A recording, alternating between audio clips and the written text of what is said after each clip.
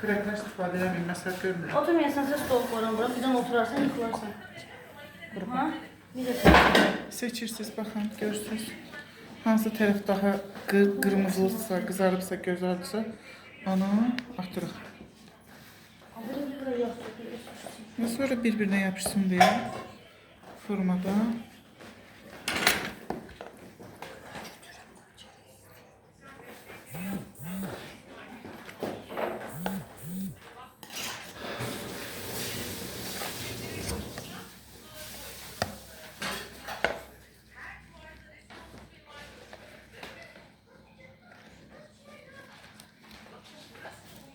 Yine seçirsiniz. En güzel lavaşları seçin.